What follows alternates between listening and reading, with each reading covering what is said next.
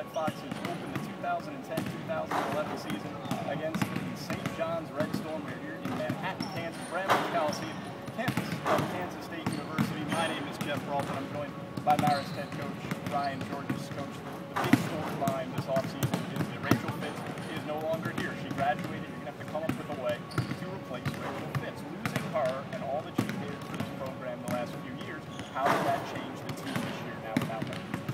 Well, I think first and foremost, right now it's bullpen by committee and four spot.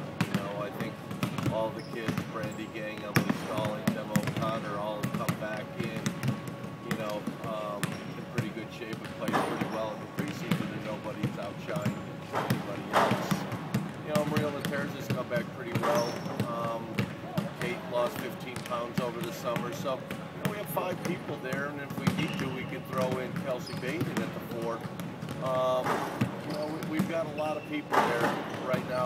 I think our toughest task is finding out which ones to put in at what time. Now, there's obviously pressure whenever any player changes roles to step into a bigger role. Do you think there's fairly or not more pressure on those players to step up because of their replacement? I don't think so, because we don't talk about it. We're a little more team-oriented because we're not always looking for Rachel, so that it's kind of in itself more of a pure team thing. Yeah, we look a little more for Erica and Coriel, but again, right now we're just running our offense and looking at all the options rather than what were Rachel's options. I think kind of what gets lost in all this talk about losing Rachel Fitz is losing Lindsey Johnson, someone who for 3 years was one of the best 6 players in the MAC conference. She played the 3, she played the 4, with good performance matchup problem when she got into the game. Talk about the loss of Lindsey Johnson and how you replace her role on this year's team. To me, I think Lindsey's loss is as big as Rachel's. And not even so much what she brought on the court. Yeah, she brought instant offense, she hit threes. But her leadership ability was the best I've ever seen over the 8 years. I think that's going to be the biggest thing that we miss, is her leadership, both on and off the floor. This year's team is led by a guard combination that's probably the best in the MAC conference. Players of America, Allen Spine, and perhaps future player of the year, Coriel Yard. Talking about those 2 guards and what they mean to your team. Well, they mean an awful lot because they bring experience. I think,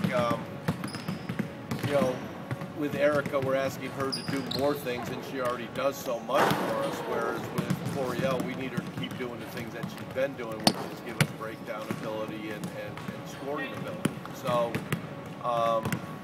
obviously, we need to get some things in to get them more shots, and in the scrimmages, the shots were still very balanced, so we need to do more to get them opportunities, but, that's a nice guard tandem to have.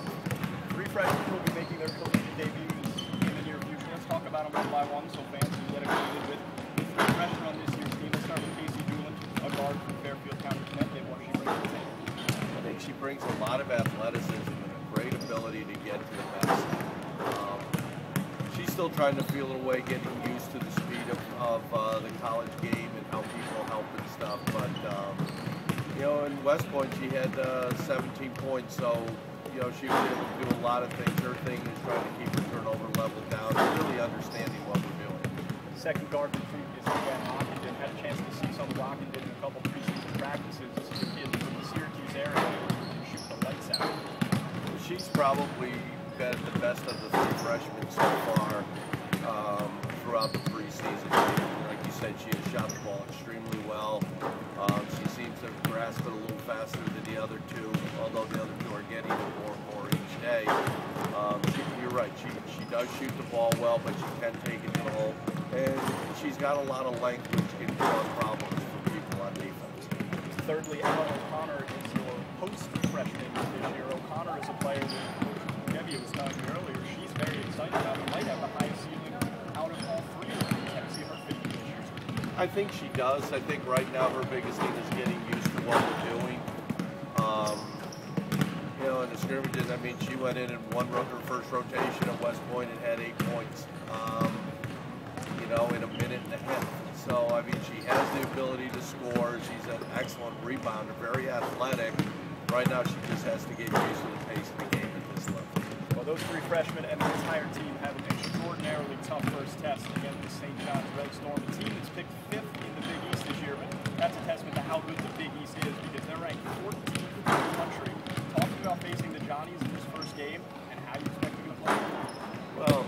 St. John's will come out with a lot of intensity. You know, they're extremely athletic. They'll be the most athletic team we face all year. I think them along with Arizona State and Louisville. You know, they'll come out, they'll pressure you. They like to have their defense help them to get into early offense. We've got to take care of the basketball. It'll be the first of a long line of tests where it shows that we have to be able to take care of the basketball against pressure and get good shots. They're not real tall, but they're extremely strict and they're very long. That's, I think, probably the hardest thing. You know, we can't emulate those things in practice. St. John's is a team not really led by just one player. They've got a number of very good players. First team All Big East player in Deshina Stevens, a very good sophomore point guard in Nadira McKenna, and then Shakira Smith is their third option, and a player as good as she is to be their third option says a lot about just how deep this team is. Are you really going to need a team defensive effort against the Johnnies? It doesn't seem like the type of squad where you can try and take away one player and make everybody else beat you. Well, I mean, when your third best player is supposed to be Shakira Smith was a top player, you got your hands full.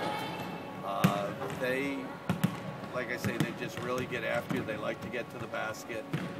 I think the key for them, if they make perimeter shots, they become almost impossible to beat because they're so quick inside. The thing I was very impressed with watching the film from last year is that they're very unselfish. You know,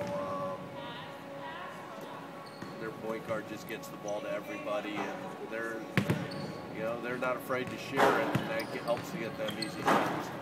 Marist head coach Brian Giorgis, the guest on the Coach's Report. As always, thank you for the time, and we'll hear a little bit more from Coach coming up in the Verizon Wireless Halftime Report, talking about the MAC this year.